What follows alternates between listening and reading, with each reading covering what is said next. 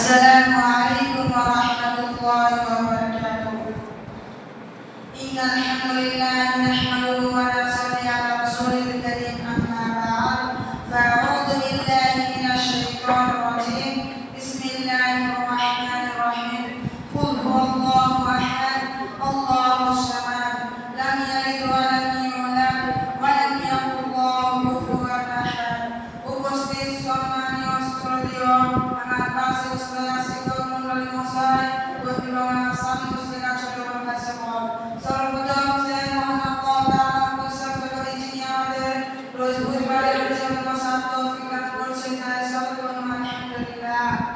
তারপর ধর্মের গুরু ধর্মের নেতা আমিন আল্লাহ তাসলামি মাদানী রহমান মুস্তাফা নবী মুহাম্মদ রাসূলুল্লাহ, তাই সকল সাল্লাল্লাহু আলাইহি ওয়াসাল্লাম তিনার উপর হাজার লাখ দুরূদ আল্লাহুম্মা সাল্লি আলাইহি ওয়া আল্লাহুম্মা বারিক আলাইহি। আপনাদের সম্মুখে যে বিষয়টি নিয়ে দাঁড় হয়েছে সেই বিষয়টির নাম হচ্ছে জাহান্নাম।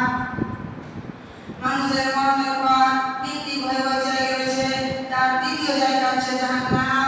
মানুষের উচিত জাহান্নাম হতে পরিত্রাণ চাওয়া। আবু হুরায়রা রাদিয়াল্লাহু তাআলা আনহু قال রাসূল সাল্লাল্লাহু আলাইহি ওয়াসাল্লাম বলেছেন, কোন বান্দা দিনে 7 বার জাহান্নাম থেকে পরিত্রাণ চাইলে জাহান্নাম বলে, হে আমার প্রতিপালক, নিশ্চয় আপনার অমুক দাস আমার থেকে পরিত্রাণ চেয়েছে, আপনি দয়া করে তাকে জাহান্নাম থেকে রক্ষা করুন।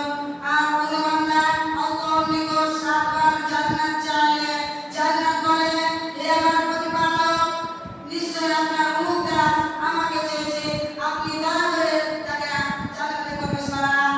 আনাস ইবনে মালিক রাদিয়াল্লাহু তাআলা আনহু قال রাসূল সাল্লাল্লাহু আলাইহি ওয়াসাল্লাম বলেছেন, যে ব্যক্তি